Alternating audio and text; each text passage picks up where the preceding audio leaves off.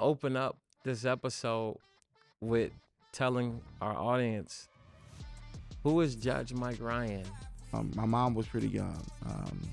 She got pregnant with me at 14 and delivered me, shortly after she turned 15 years old. When we moved to back to Cleveland, we stayed in a few places. That's why I'm talking about the nomads. And then we moved down to the Longwood projects. My dad, my biological father, was not involved. He had been running from the police shortly after he got my mom pregnant because he had been robbing banks.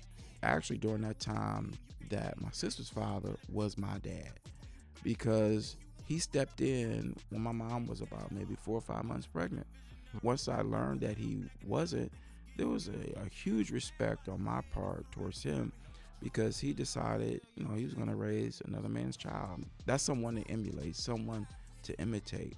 And part of that I did, but there were also parts about him that I never wanted to imitate, and that was his violence. I said, neither of my parents graduated from high school. I was the first one to attend college, graduate from college. I was actually the youngest magistrate to ever be appointed by Cleveland Supreme Court. I was 30 years old when I was appointed as a magistrate. And then one of the youngest African-American male to be elected to Cleveland Supreme Court at 34, the youngest African-American male to be elected to the juvenile division at 41, and only 2 of us have ever served as judges in the juvenile court. And then now I'm one of 3 African-American males as a appellate court judge out of 69 in the state of Ohio. That's impressive.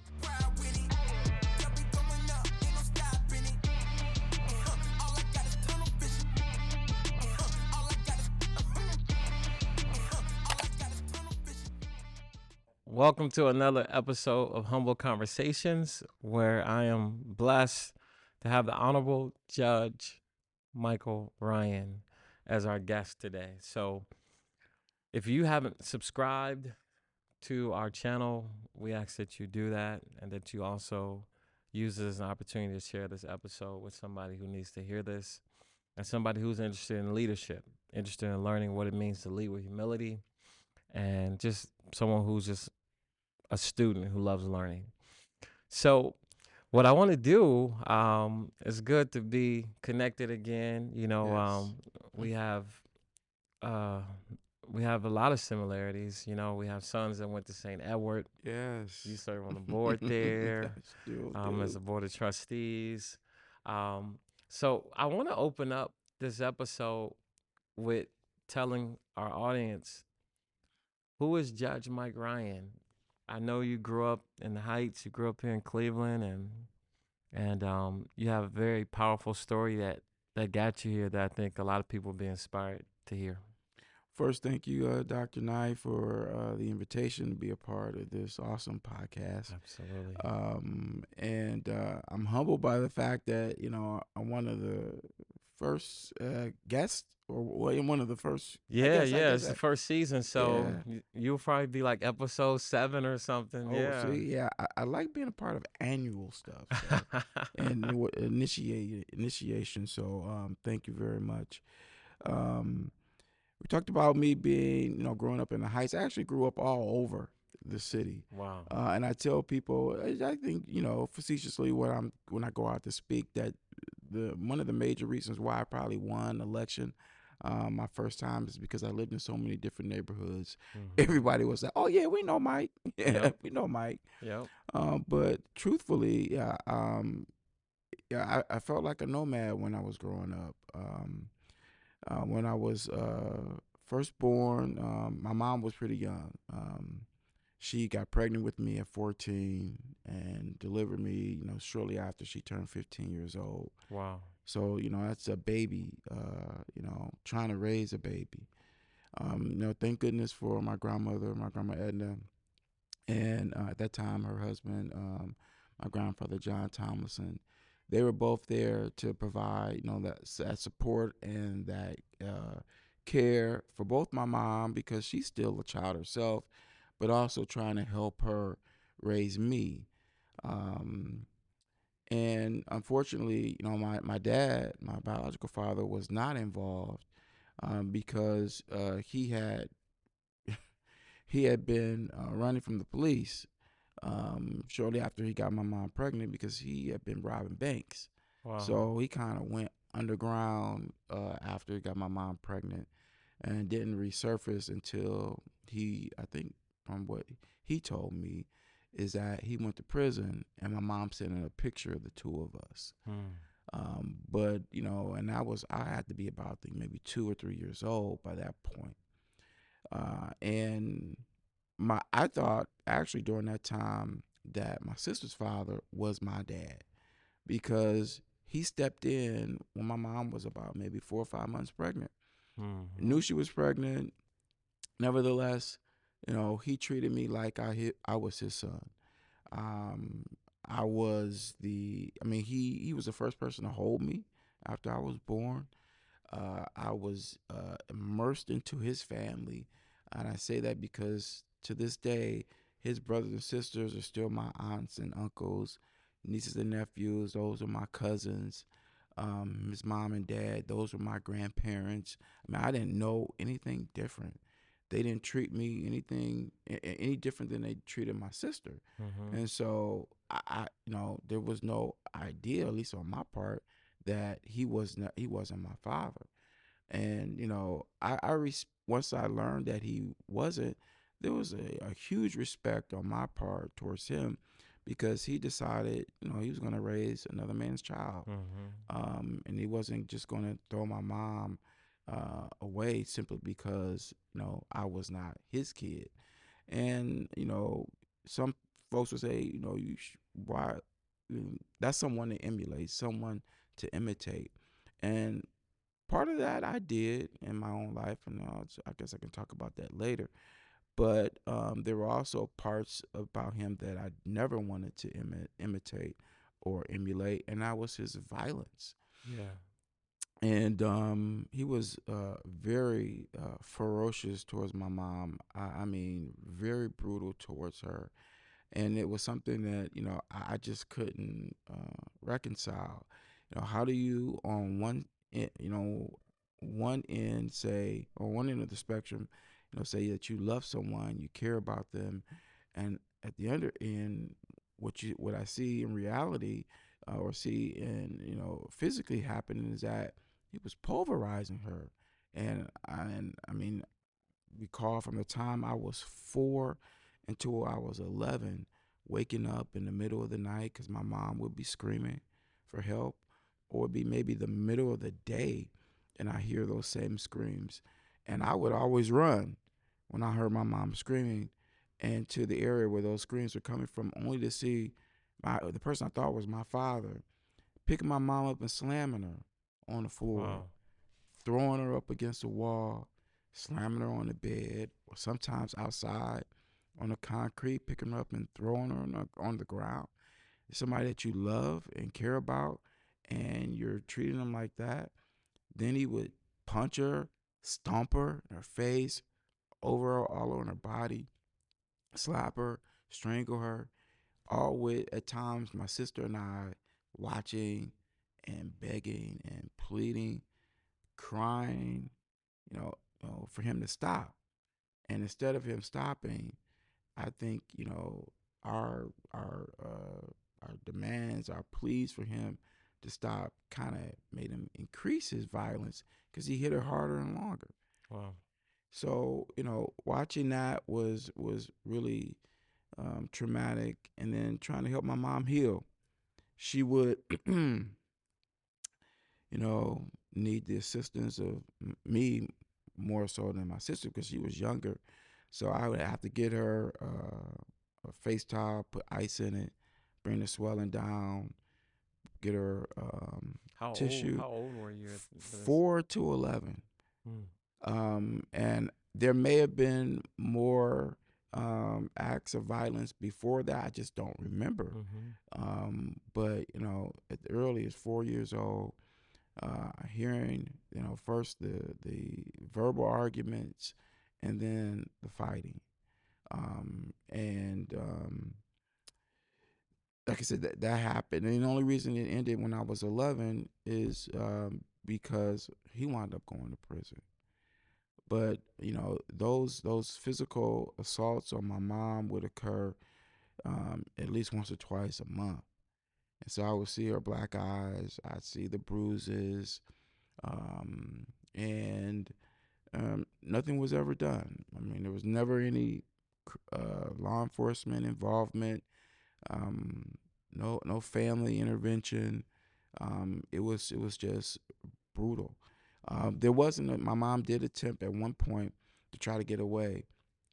She sent us to California to visit my grandma Edna, who actually had moved after um, about about 4 years after I was born, and she planned it as just a vacation for my sister and I to go, stay with my grandmother.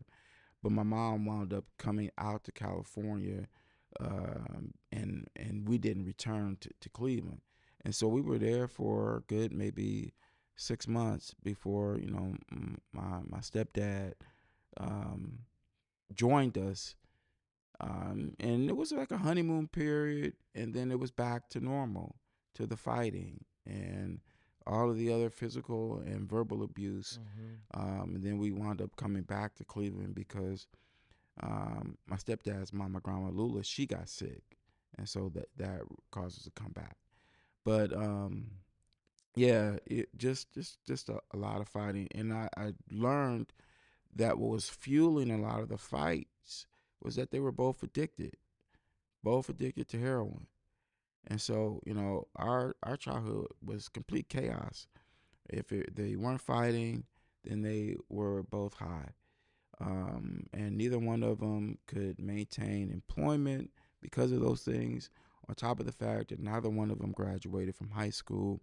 So it really was, a tumultuous upbringing for my sister and I. When we moved to back to Cleveland, we stayed in a few places. That's why I was talking about the nomads. And then we moved down to the Longwood projects. It was really in Longwood where we were stationary for the longest period of my childhood. We were down there for about 4 years. And probably the worst place for us because my mom and dad both had easier and more frequent access to drugs, which caused them to really, neglect and abuse us on a higher scale, because they were doing everything within their power to find that next high, which meant Mm-hmm. that my sister and I weren't a priority any longer. They didn't prioritize our food, our safety. They didn't prioritize the clothes that we wore or our hygiene. Those things were minor compared to how can we get high. So was it your grandparents that kind of stepped in from time to time as you were going through all that? Well, not until things really went bad. Mm-hmm. My grandma Edna was in California, and I don't know what if any communication she had with my mom. Mm-hmm. Um, and then my grandma Lula didn't. She lived in the Miles area, and I think my parents kind of kept quiet about things that they were doing, and also about the situation that they were putting my sister and I in. And so, and I don't know if that was because if my sister and I are taken away, they don't get the public assistance money anymore that they would, which could help fuel their drug use, or at least, I mean, and finance their drug use. Mm-hmm. I don't know if that was the reason, but they tried to keep quiet the things that were going on. But when my stepdad went to prison, he couldn't do that anymore. Um, he went to prison, so my grandma Lulu was concerned that, okay, I don't see these kids that much, and the only communication I have with my son is to collect calls down to the prison. I want to know what's going on with Michael and his sister.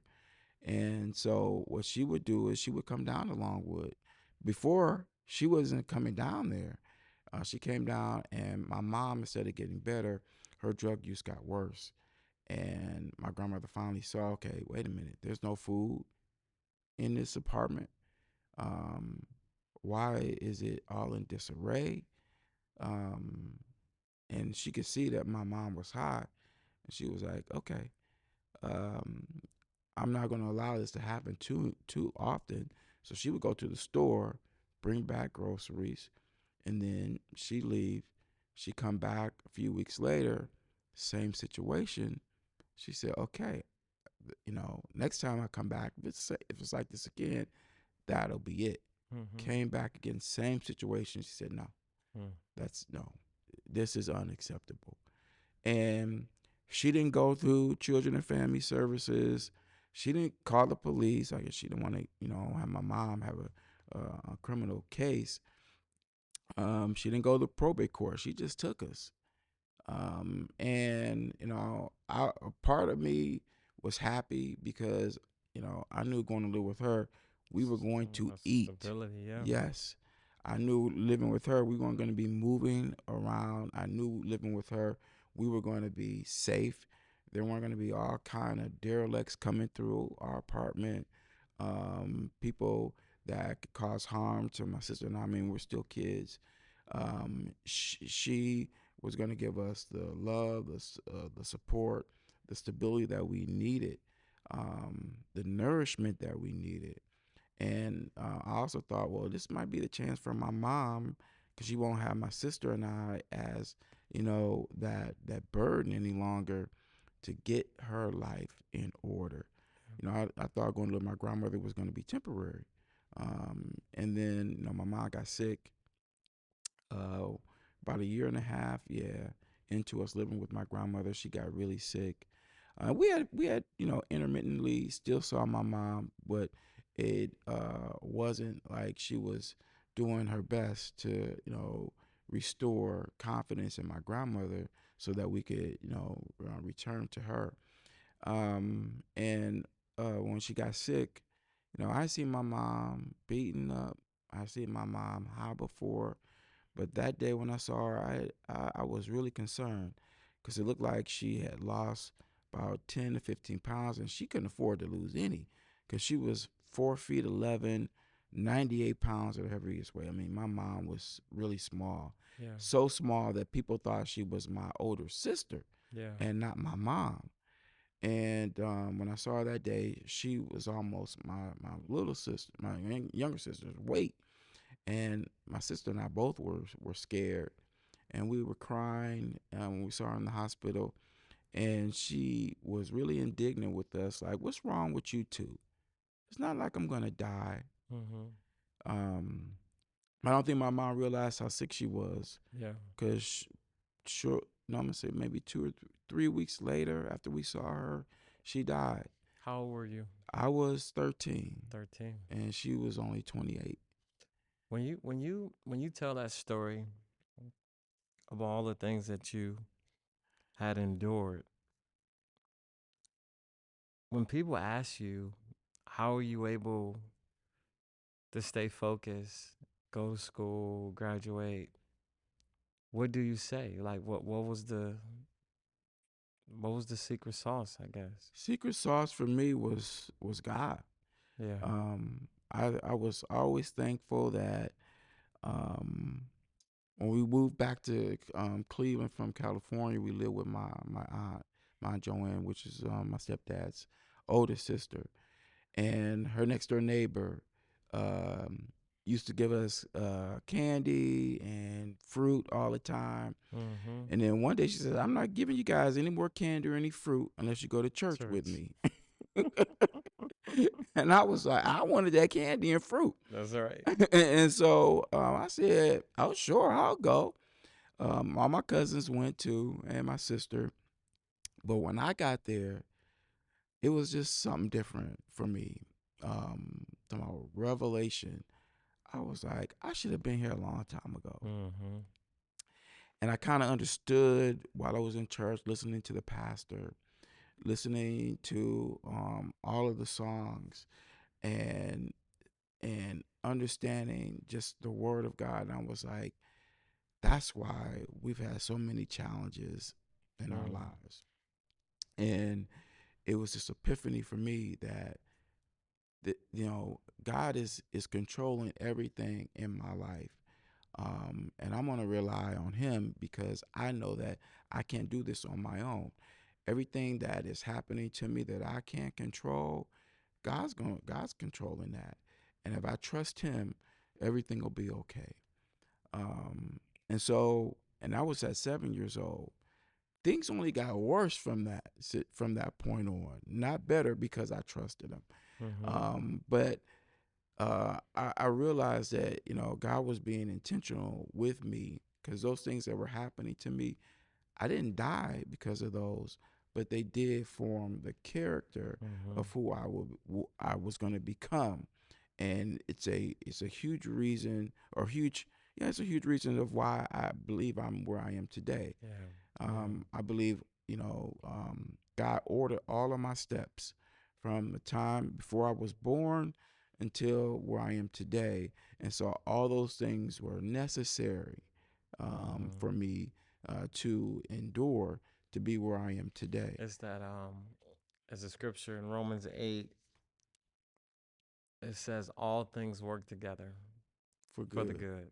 of them that Um, love the Lord and yeah, are called according to his purpose. I remember one artist, I think it was Ty Tribbett, he said in his song, he didn't say that it would always feel good, Hmm. but he did promise that it will work for the good. For the good. Yes, I believe that. Yeah. And that's why I know why I'm where I am today. I think it was a kid at St. Ed's that I actually quoted that scripture to, Mm-hmm. and he was just asking something. I forgot what it was, but I told him, I said, all things work together for good. Every single thing, things that you may consider to be negative, things you consider to be positive, they're all working for your good. Yeah.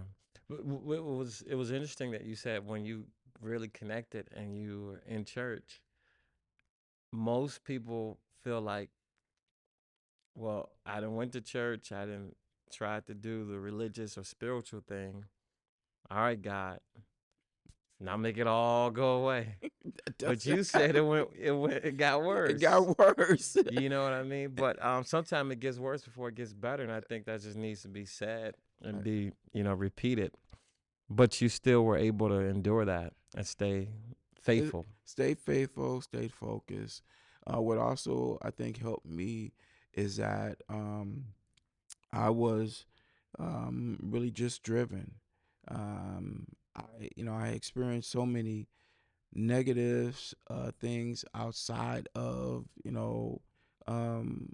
outside of school, that I really want to just to focus on things that I could control. I could control, my behavior. I could control whether or not I got an A on a test or if I studied. None of those things, I mean, I couldn't be precluded, prevented from doing that. I couldn't control my parents' drug abuse, whether or not I would eat or where I would sleep.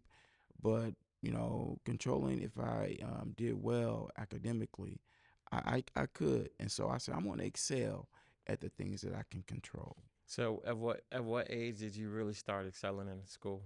So Was I it think from the beginning, from the beginning? kindergarten, first grade, Yeah. I was doing well academically, and then trying to do more than I needed to Mm-hmm. for those that specific grade. Yeah. And I think my teacher saw that I was different than a lot Yeah. of the other students, and I made sure that I studied, I asked questions. Um, I was upset if I didn't get a good grade, Yeah. and make sure that I corrected any mistakes to ensure that I was doing Yeah. better. I think when I was in sixth grade, because I switched schools so often, when I was in sixth grade, I had to transfer from Tremont Elementary School to Miles Park. And I had been in Miles Park at one point. Now I'm back there again. And there was a teacher. There was only two teachers for sixth grade. They put me in the toughest teachers class, Mr. Bruce Hill Sr. Still remember his name. I still remember his name. Mr. Hill was a former Marine, toughest guy you Yeah. ever want to meet. But what he had was that there was in his class there are roles. He had a F role, a D role, a C role, a B role, and an A role. Oh wow. Everyone started in the F role, and I was like, "Well, you got my transcripts. I'm not an F student." He like, you ain't had me, huh? Right? He said you were starting in the F role, and I was like, okay. I mean, I reluctantly, begrudgingly went to the F role, but I got my first test or quiz, moved out of the F role to the D role. Next quiz or test, moved to the C role, and then I got stuck, and it was because the students in the A and B row, they weren't doing poorly. The only way you can replace someone is that They they had had to to do drop out, poorly. huh? Yeah, so you Yeah. would switch. And I said, Mr. Hill, I mean, I'm doing well. He says, but they're doing well too. I said, you see my grades. I don't belong in the C row. And I went to him after school one day, and I was crying, and he just shook his head, and he said he's never had a student do that to him before in Hmm. all of his years of teaching. And so the next day, because I went home and I told my grandmother, and she was like, "Well, Michael, you don't control the class. Just follow the teacher's rules, okay?" And I said, "But grandma, you know that I'm not a sister." She said, I know. She says, just keep working hard, and things will work out for you. Well, the next day, Mr. Hill had added another seat to the A roll Mm. and put me in there and said, "Don't disappoint Wow. me." Moved me past the B roll and right to the A roll, and I never left. This is what grade? This was sixth grade. Sixth grade. So A- about 12 years old. And then he said, "Oh, we there was a math problem that we had, and no, excuse me, a test, and I got 99 out of 100 on the test. I missed one, and then I went back and I looked at it and I said, "Oh, I got this right." And so I went to him after school again and I said, "Mr. Hill, this isn't correct." He said, "Michael, I graded him per the master key." And I said, "But Mr. Hill, this is wrong. The master key's wrong. My answer is right." He says, "Okay, show me." And so I worked the problem out on the board and I came up with my answer, which was on my test. And he looked, he said, "I'll be doggone, the master key's wrong." Wow. And he said, "You know what? We aren't challenging you enough." He said, I'm gonna put an application in for you to go into Major Works, which was the honors program in Cleveland at that time. And he said they may not accept you because normally Major Works, they usually identify kids in second grade. Here I am, I'm in sixth grade because I had bounced around so much, I could never take that test, Yep. or they never did that assessment for me.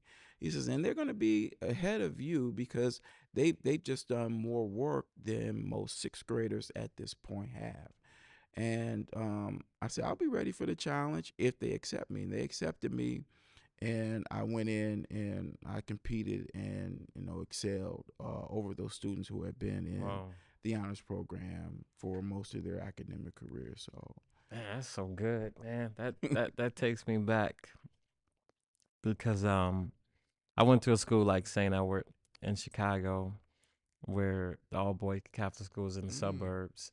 And so my mother was nervous about sending me to the local public school because you had to go through metal detectors. So my parents sacrificed a lot to to to make the payments. okay. Every month I was in the office like, your parents gonna pay? I'm like, I don't know. But thank God they kept me there.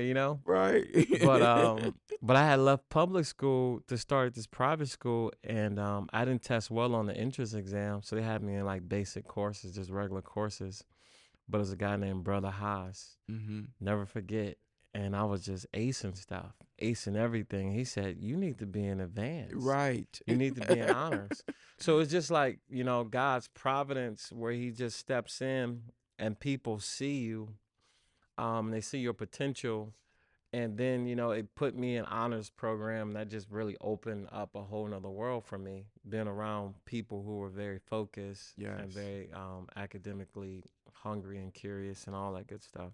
And I experienced that not just in the major work program in Cleveland, but then when I transferred to Cleveland Heights, it was Yeah. on an even higher level Yep. at Cleveland Heights. Um, it was again a core set of students, but all of them really fighting hard to see who's going to be the best student. Yeah. Yeah. Um, and then knowing that that will then help us when we go to college. These are students really thinking about college, and then professions beyond college. So So, so how did you find Allegheny? that was actually. Because that school is in the conference. I went to Oberlin and we played Oh Allegheny. yes, yes, Yeah. yes. So I found Allegheny, um, because I was playing football. So I played football for Cleveland Heights, Okay. and then also the PSAT test, Got you. PSAT. Yep. So they got my scores. Start sending you stuff. Yes, and also what made me really curious about is that my high school coach, well, I didn't really get along with that well. He was just a maniac. I don't even say his name. Mm-hmm. But if you go back to 1989 Heights football, you know who the coach was. Yep. And he said, "Don't go there." He said, "It's a terrible place." And then I discovered that they fired him when he was there. So I was like, Ah. I said, "That's why." He said, "I'm gonna check this school Yeah, out." yeah. And so I went there on a visit, and it was actually, and this it's also just tells you the more challenging things are, there's got to be something really Special about it, special right? about it, because when my first visit there, I was supposed to take the Greyhound bus there. So my grandmother and my sister, they dropped me off at the Greyhound bus station over on Maple, and then I was supposed to take that downtown, and from downtown Mm-hmm. to Meadville. Well, I get downtown and they tell me there's no bus that goes to Meadville. And so my sister and my grandmother, they're up there crying because they thought they, sent me away. And I called them and said, I'm downtown. And my grandma said, "What are you doing downtown?" I said, "There's no bus that goes to Meadville." Hmm. And she said, "Well, we bought a ticket." And they said it doesn't go to Meadville. It says the closest they go is Erie. And so the coaches had to drive from Meadville to Erie to pick me up and then drive me from Erie back down to I Meadville. guess I guess at that point you like it was meant for me to go here. Yes. So I get there, I have a great experience, um, get a chance to meet a number of the students who are on campus. But what really sold me is the student to teacher ratio. It was like 1 to 10 in Right. most of my classes, and I really wanted that. Be able to really have a connection with my professor. Be Yeah. able to call them and ask them anything. Use office hours, and really develop a really good relationship with them. And so I came back home and I told my grandmother I'm really interested in Allegheny, but it was the cost there was more than this other school that had offered me a full academic scholarship, Mm-hmm. and not just I mean not just to yeah just tuition, and then from all of the scholarships and the grant money that I received, they would have been giving me a refund check at the other school. Yeah. But I said, there's just something about Yeah. Allegheny. And my grandmother was so mad with me because she had to pay a little bit Mm-hmm. for me to go to Allegheny. And she was like, "You gonna turn down all that All that money money. Yeah. for the other school?" And I said, Allegheny's different. Yeah. And I'm glad I did, because I had the best both academic, social, and athletic experience going to Allegheny. So, at what point did you know that you wanted to become a lawyer or go into the legal system? Not until I want to say the end of my freshman year at Allegheny. I actually went to Allegheny. Oh, another reason why is that because they had a education program, and I wanted to be a teacher because of Mr. Hill, because of all the teachers, and because school was a refuge for me. I mean, Mm-hmm. it was the one place that I really shined. It's the one place that I didn't have to worry about people fighting. I could Yep. always eat there, and I wanted to be able to affect kids um, the way I was affected Yeah. by school and kids who come in and who had similar circumstances to me. Yeah. So that I wanted to be a teacher. Um, Mr. Hill actually kind of discouraged me. He said, "Mike, don't do it."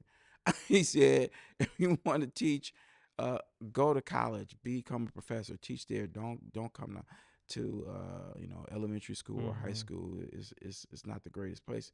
And I was like, "No, I think I could do okay." Mm-hmm. And so I went to Allegheny for that because they had a 5-year program. Get your master's degree, teacher certificate, all of that. Normally takes like 6 years to do, and they said 5 years. But when I got there and started my freshman year, they said, "I'm sorry, but we're canceling that program." Mm. So I was actually going to leave to try to find another similar program. But like I said, I really liked the school.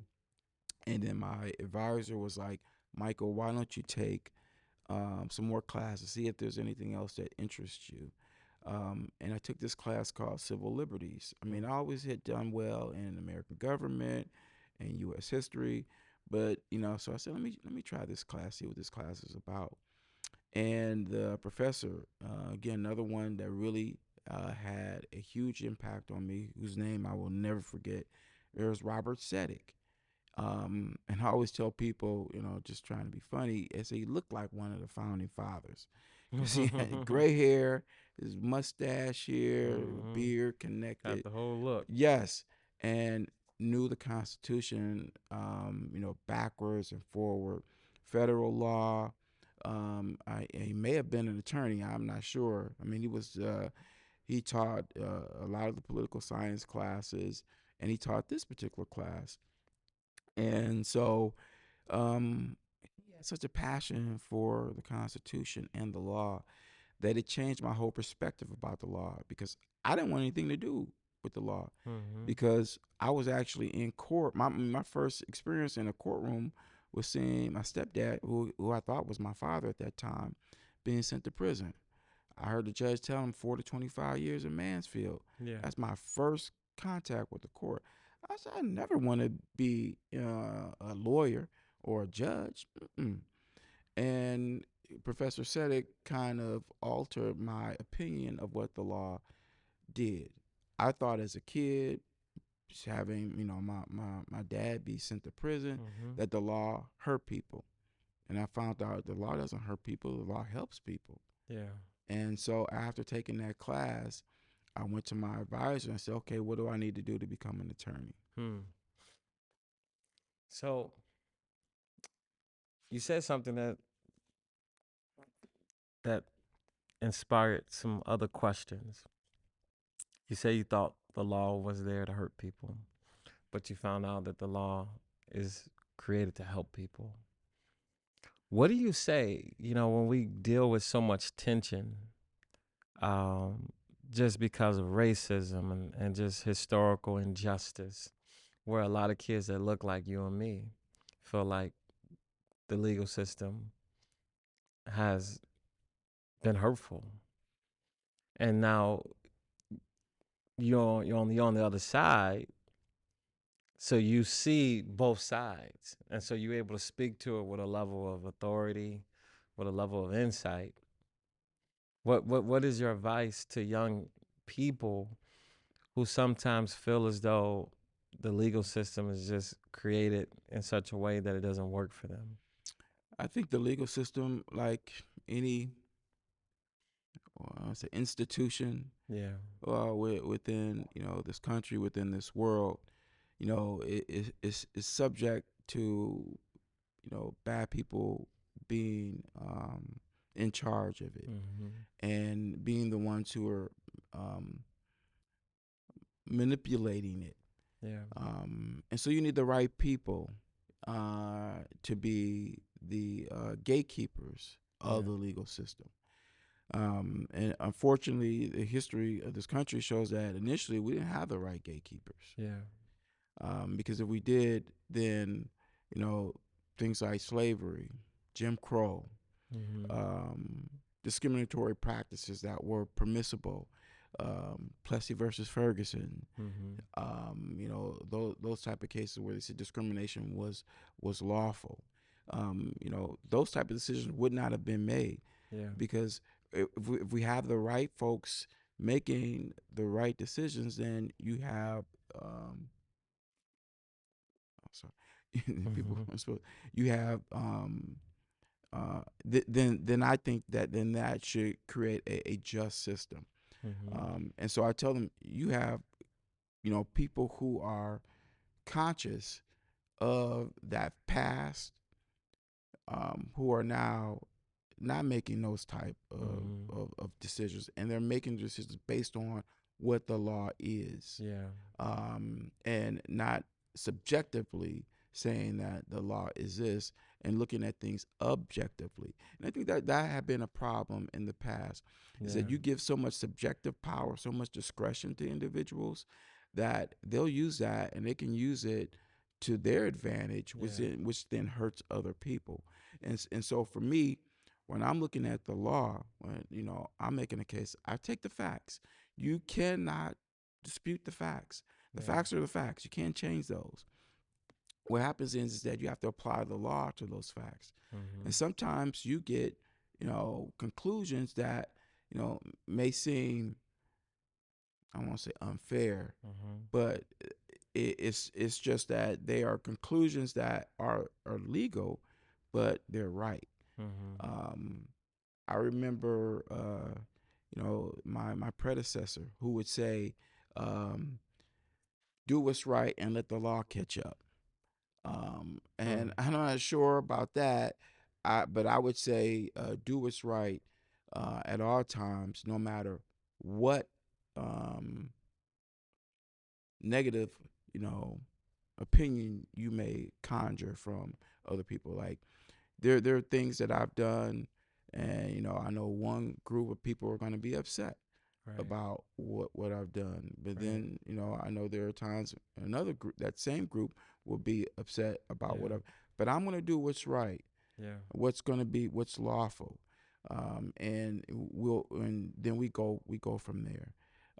And hopefully, that just shows both, my integrity, and my courage to make the right decision. Yeah. I've been, lambasted. I guess that's a good way to say it, in the paper or on the news for making certain decisions, but I wouldn't take them back. I don't Mm-hmm. regret them because I knew that they were right. Yeah.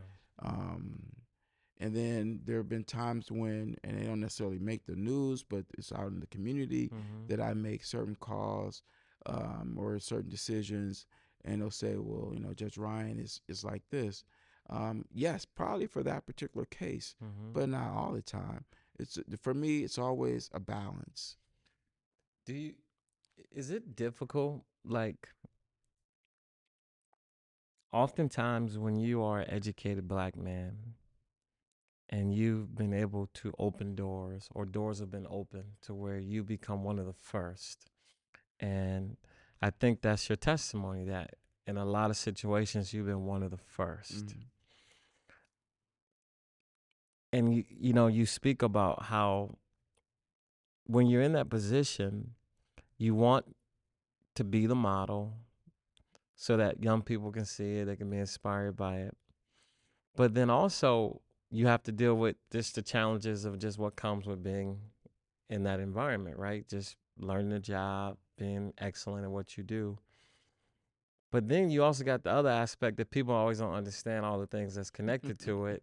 Like you were saying, the community don't understand, right?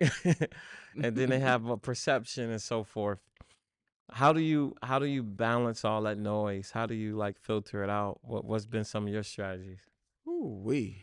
Um, I know I said sometimes a lot. not. Sometimes not watching the news. Yep. Sometimes avoiding reading Cleveland.com, even though I got a subscription. Yep. Um, not necessarily always looking at the Call Post. Some of Yeah. those media outlets try to stay off of social media. Although, I haven't really been bombarded on social media Yeah. with issues. There's been some instances where individuals have been upset about a particular case, and they remember who I am. I mean, and I don't mind discussing their case, especially if their case has been resolved and there's no Yeah. way for them to appeal it. Yeah. I will educate them Yeah. on why I came to that conclusion or why I did certain things. I had a guy who was upset with me that his case was prolonged, and I said, "Well, I did that to help you." He didn't realize that Yeah. at that point because he had a driving under suspension. Yeah. And I told him that I didn't want you to get another one because the more that you get when you go before other jurors, that creates this sense that you have not learned your lesson, Yeah. and they're more likely than not to incarcerate you Yeah. because you keep driving without a license. My reason for prolonging your case was to allow you to get a driver's Right. license. And so after I said that to him, no more comments. Yeah. Yeah. Yeah. He finally got it. Yes. So it's things like that. I think though, for me, um, it's having credibility. Yeah. I think that speaks volumes. And so understanding what the job is, what the job entails, what my responsibilities are in this position, and to educate people about what I actually do. Yeah. Both when I was a judge for Cleveland Municipal Court, a judge for juvenile court, and now a judge here. So What's people here for those I'm listening? sorry. Here I am, one of the 12 judges for Ohio's 8th District Court of Appeals. Yeah. And our responsibility is to review appeals that come from the 77 judges that are beneath, or I'll say below us, but Yeah. they are the inferior court to the Yeah. Court of Appeals. Yeah. So that includes all the municipal courts within Cuyahoga County, the Cuyahoga County General Division, which includes 34 judges that deal with felony cases. They deal with all, they also have misdemeanors, but they also have the really complex civil Yeah. cases. Um, we also oversee domestic relations. There's 5 judges there. Of course, that deals with divorce, as well as protection orders for married couples. They also deal with child support too. Yeah. And then there is probate court, anything involving individuals Yeah. who are obviously deceased, distribution of the property for someone who's passed away. Also, guardianships are through probate court. And then there's the juvenile division, and there's 6 judges there where I actually came from before I was a Court of Appeals judge. And juvenile Mm-hmm. court deals with matters involving a child, so that is delinquency cases, child support cases. That also includes abuse, neglect, and dependency cases. Um, and delinquency is a criminal word for young people, so that just people are conscious of the Yeah. terminology that I'm using. And so, like I said, there are 77 judges that we have to I won't say necessarily oversee, but if anyone disagrees with a decision from one of those 77 judges, it comes to us. Yep. And where there's a 3-judge panel, and the 3 of us, we decide on whether or not to either affirm that trial court or to reverse and remand the case Mm. with instructions on how to do the case Wow. appropriately. Wow.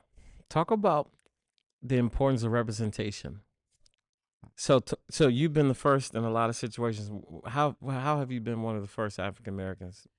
Uh, Was it starting with your family? First one, the first to go to college, graduate? Out of my immediate family, yes, because I said neither of my parents Mm-hmm. graduated from high school. I was the first one Mm-hmm. to attend college, graduate from college, Mm-hmm. and then to attend law school, graduate from law school. In fact, I am the not just my immediate family, but um, uh, all of my family. There's I think I'm the only attorney in Mm-hmm. the family. So Yeah. I have one cousin who is currently in law school in California, and his sister is thinking about it. In fact, I got to call her.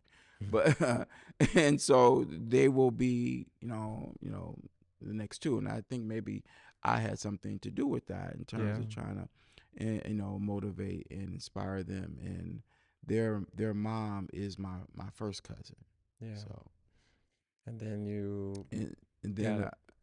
I was actually the youngest magistrate to ever be appointed by Cleveland Municipal Court. I was 30 years old Yeah. when I was appointed as a magistrate, and then the youngest African American male to be elected to Cleveland Municipal Court at 34, the youngest African American male to be elected to the juvenile division at 41, and only two of us have ever served as Yeah. judges in the juvenile court.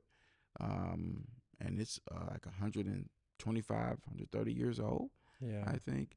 And then now I'm one of three African American males as a appellate court judge out of 69 in the state of Mm. Ohio. That's impressive. Why is representation so important, in your Um, opinion? we need diversity in terms of thought on the bench, Mm-hmm. diversity in experience, both personal and professional. Mm-hmm. Um, and I think someone who comes in looking at it with a different lens. Yeah. Um, for me, it's important that people understand culture. Yeah. That's necessary when you're listening to testimony, Yeah. because it can mean one thing to one individual, but to me, I know what they're talking That's a good point. That's a good point. about. Okay, I know what that phrase means, and I know what it doesn't, which can, the interpretation, Yeah. for me helps. um, Having experience in different courts, in municipal court, in common pleas Yeah. as an attorney, in juvenile court, I think that lends some credibility and also some expertise to my colleagues who may not have had that Yeah. same experience. And so I think that helps when we're trying to resolve Yeah. cases. I can say, well, let's look at it from a different perspective. Yeah. um, when we're looking at sentencing, or we're looking at whether or not this particular um, uh, evidentiary issue, did that really impact the what the jurors thought? Mm-hmm. Well, probably. And my personal and professional experience can say, and can um, explain why and justify that, and then allow for the matter to be sent back Yeah. with an opportunity for that evidence to be presented. And at times that has made has made the difference. There's been several cases that I've had here that we sent back because something was not permitted that should have been permitted, and it changed the entire case. Yeah. Yeah. So, having someone who has the courage Yeah. to speak up and say, okay, no, th- Mm-hmm. that's not fair. That's not lawful. Mm-hmm. Send it back and allow the law to really decide Yeah. what happens. Do you see yourself as a leader? Uh, I do. Um, and I say that because when you're leading, it means that people are going to follow you. Mm-hmm. Um, we as the appellate court, we are we're the legal leaders within Cuyahoga County, because a lot of our decisions um, may are sustained because the Supreme Court decides not to even hear it. So what we say is the law for this Mm-hmm. particular jurisdiction, Mm-hmm. and so that makes us leaders. I Yeah. think in that realm. Outside of the court, and I call it beyond these four walls, I think I'm a leader because I go out and I educate um, about the law. about who I am and how I made it to this point.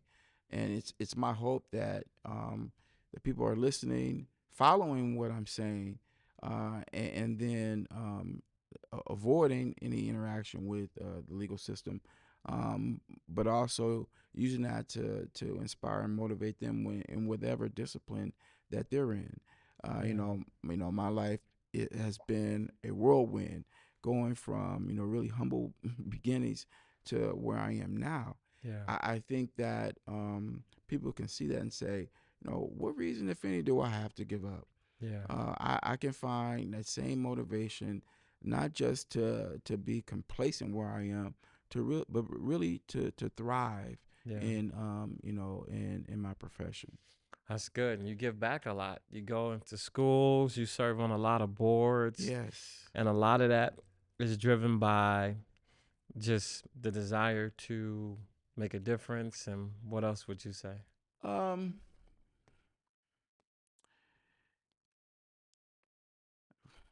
I don't want to see people um, be regretful. Mm-hmm. I used to tell my kids all the time, and I think Mm-hmm. I still do too, but to a less extent than I did when they were younger, is that don't have any regrets. Yeah. And my son like, Dad, what you mean? Yeah. I says, do everything that you can right now so that at some point when you look back over your life, say, no, I regret the fact that I didn't work harder here, Yeah. or I didn't make this particular choice, Yeah. or I didn't see that that issue really being something that was going to cause some problems for me down the road.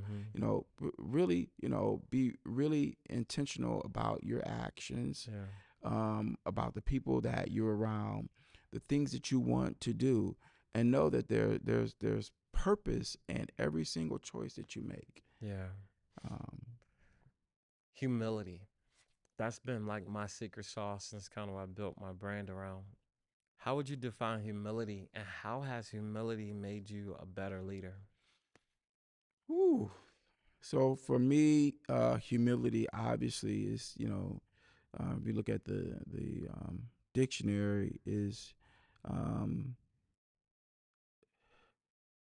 seeing yourself as not being so important. Mm-hmm. Um, and I think for me, yeah, that's true, because I started off as not being so important, and now that I'm in this particular seat, I don't use it as a way to belittle people or to demean individuals, um, because I know, but for the grace of God, a lot of times that could be me Yeah. that's up here asking for Yeah. this court's help.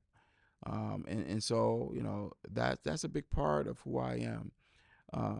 What I did when I was a judge at the Cleveland Municipal Court as well as juvenile court, knowing that I had the power to really impact someone's life, and saying that, okay, what can I do?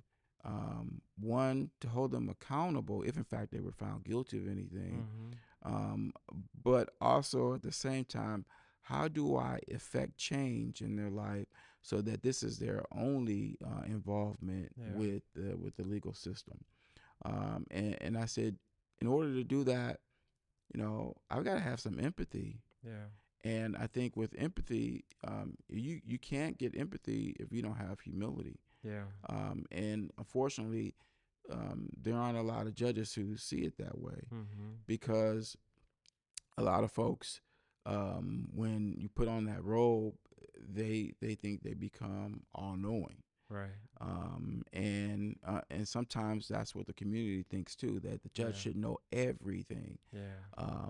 And some of them get what they call robitis, and and they just feel that they're here and everyone else is below them. Yeah. So whatever they say is gold. And I have never operated that way. I'm always someone who is willing to listen, um, knowing that I do, as a judge, normally have the final say, but I want to hear what both sides are saying, because I want to make an informed decision about anything that I do, whether it be on the bench or off the bench. And so, humility plays a huge part for me to say, don't put yourself up, think yourself so high that you can't see how this is going to affect everybody by the Mm. decision that you make. That's an excellent answer.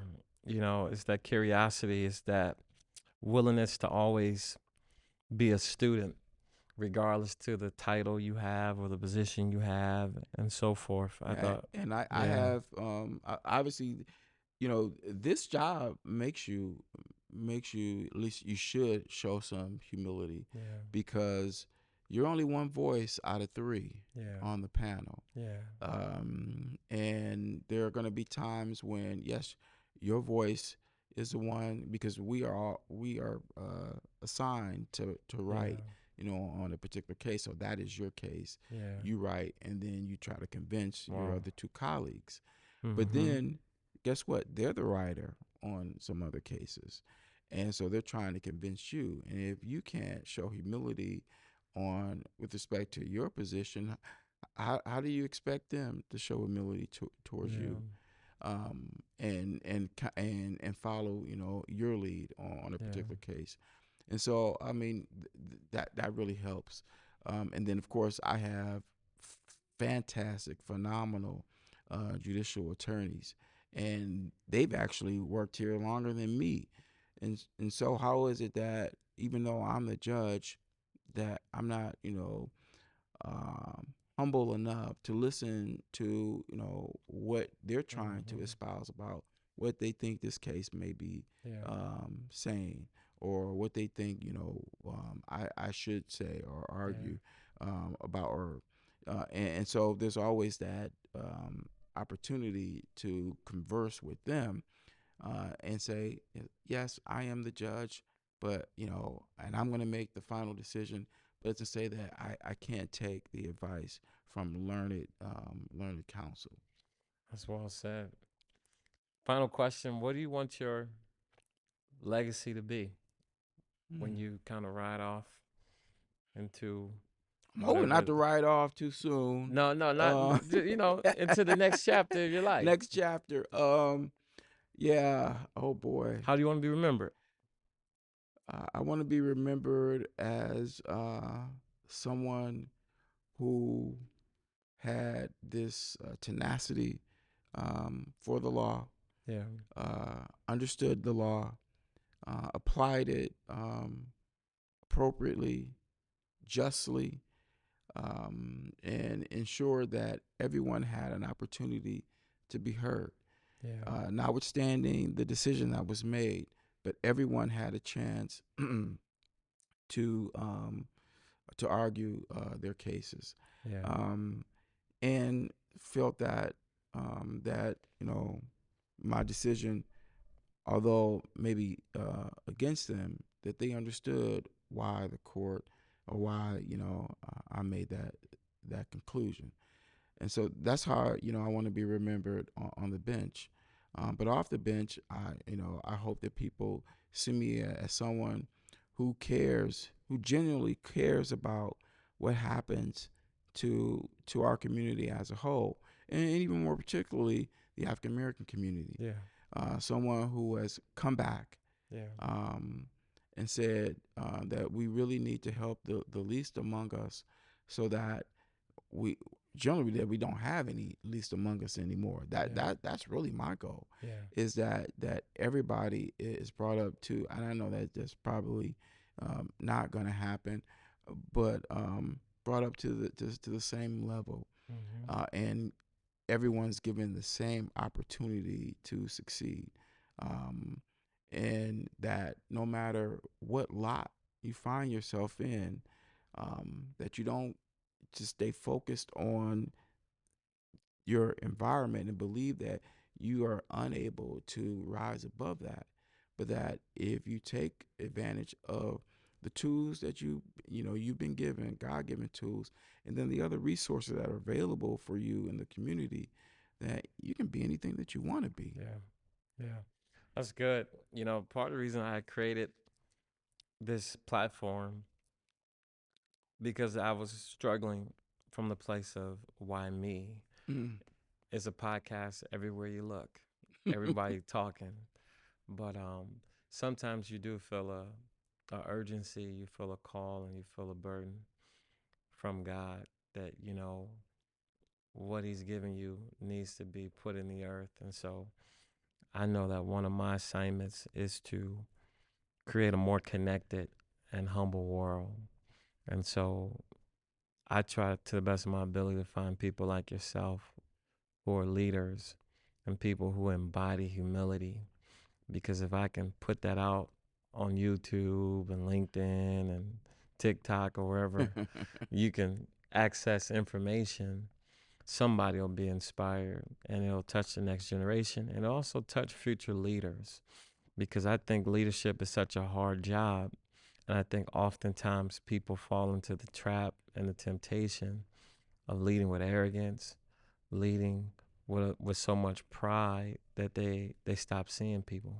You Yeah, know? I agree, and it, because of the position that people put judges in, Yeah, you know, I think for some jurists, that's the way they think that they have to behave, yeah, or the way that they think that they need to provide service for the community. They have to mm-hmm, be seen as being stoic, um, as being, lack of a better term, mean to yeah, people. But I don't think so. yeah. Even when I agree. you're, you know, holding people accountable, when you have to give a sentence that incarcerates, people for life, or unfortunately some people to the death. I mean, give them the death penalty. You still you don't have to be so acidic Mm-hmm. towards them Yeah, when you're doing that, or even in the community, because I'm a judge that I should be treated different than other people. yeah. My uncle, one of my biological father's brothers, I didn't meet him until I was like almost like maybe 27, 28 years old. And before he knew me, he knew what I actually was 30, because I was a magistrate at the time. Mm-hmm. Um, Before he knew me, he knew what I did. My other uncle told me, said, "Yeah, I met him. Him and his wife, they're so nice, and he's a magistrate with the court. He's a magistrate." And so his first thought or impression was that, okay, they're gonna be stuck up, no sedity, think that they're above Mm-hmm. everybody else. And when we weren't, he was shocked. Yeah, He said, "No, no, no, I know some other judges, yeah, yeah, and you guys don't act like them." yeah. And I said, "Well, maybe it's because of where I came Come from. from, Yeah, and maybe that makes me a little different because, like I said, but for the grace of God, there go I." And yeah. That's good. yeah, I can't treat people that way, no matter how high I'm able to go. So I love it. So we end every podcast with these conversation cards. So this is what I created as a tool for leaders to be able to connect and just to be able to learn more about their people. Um, so I'm gonna choose a card. I'm gonna let you choose a card, okay. and um,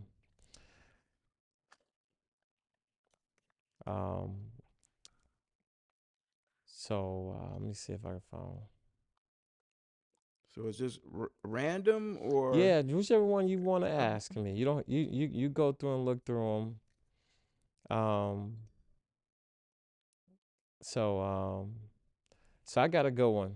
I got a good one, and and here's some more if you need to look through some if you ain't found a good one yet. Yep. So I got a good one right here. So on these conversation cards, let's like see. if Well, I, some of them are gray. Some of them are. Is that brown, orange? yeah, Is that the? the different colors kind of represent like if it's more like teamwork, if it's more Okay. like empathy related. I that's why the different colors are there. Okay. So the quote on this card says the best teamwork comes from men who are working independently toward one goal in unison. So the question that I found for you is, what's a piece of advice or feedback you received that shaped who you are today?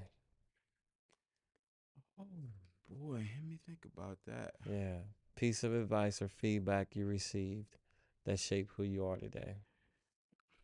Probably from Mr. Hill. Mm. And I think he got the quote though from, if I'm not mistaken, Eleanor Roosevelt.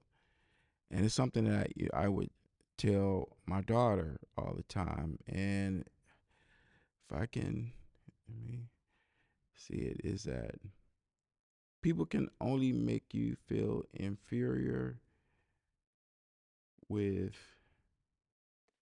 your consent. That's it. That's it. That's it. Hmm. Yep. That's it. You gotta give them permission Yeah. almost there. Yeah. People can only make you feel inferior with your consent. Yeah. Um, and that's something that stuck with me. That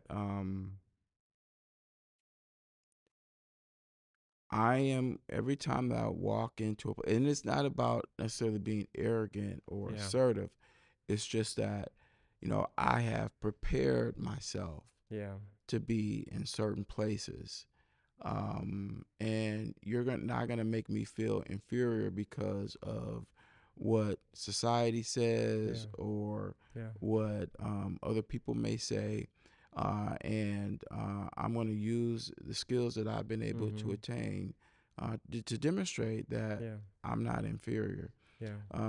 My daughter, she was, it was her first year at Hathaway Brown, Mm-hmm. and that's a very elite school, Mm-hmm. and those young ladies are extremely bright. Yep. And I try to tell her, you're as bright as they are, Mm-hmm. and they can only make you feel inferior if you let them. If Yeah. it's your choice, Yeah. but what you've done to get to that school, what you can do to remain there and then excel. Mm-hmm. It's up to you. And so there are sacrifices that you have to make. There are choices that you have to make, and it's you do it. Right. Nobody else. I'm not gonna force you. Yeah. Your mom's not gonna force you. No one else. And today she now says thank you for sending me there. Yeah. Yeah, and That's good. that was something else. That was a lot of That's money. good. Uh, Talking about, do you have your money this week? Yeah, we got it this month. I don't know about next month. We got it this month. And this is one that I chose. What's something you're proud of but rarely get a chance to share? Oh, that's a good one. Something I'm proud of that I rarely get a chance to share. It's hard to answer because I know that I get invited on a lot of stages, and I do kind of open up my speeches with this, and that's my family.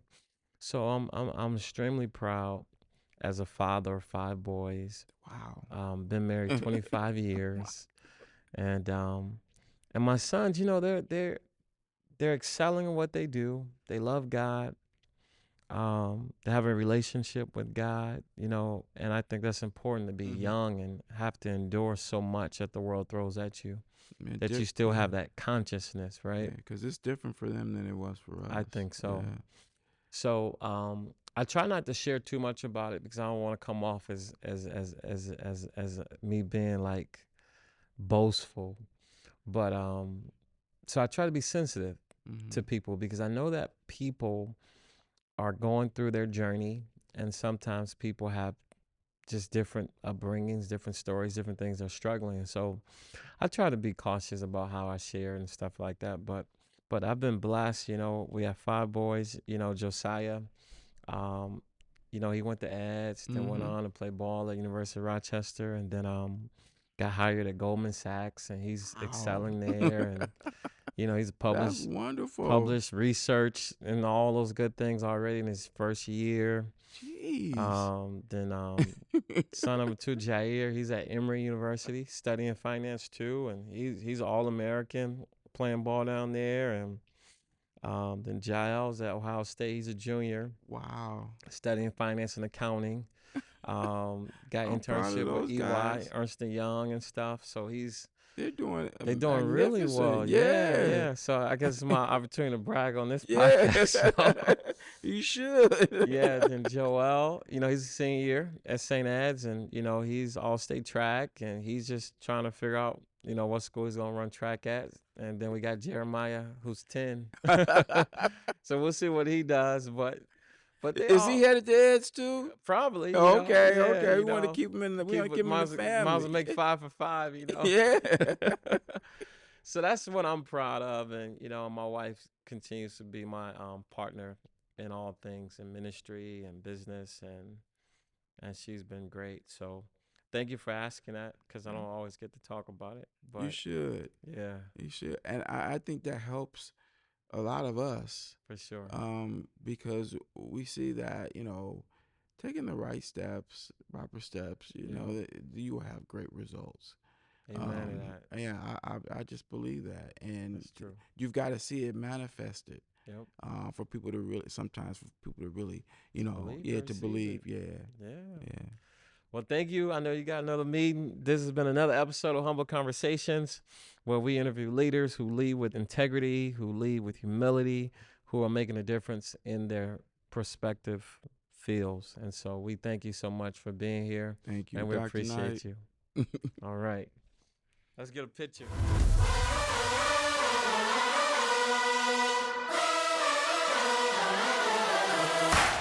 Thank you for watching Humble Conversations with Dr. James Knight. We hope you enjoyed this episode. If you did, please make sure to like, comment, and subscribe. Your support means the world to us, and it helps us bring you more great content. See you next time.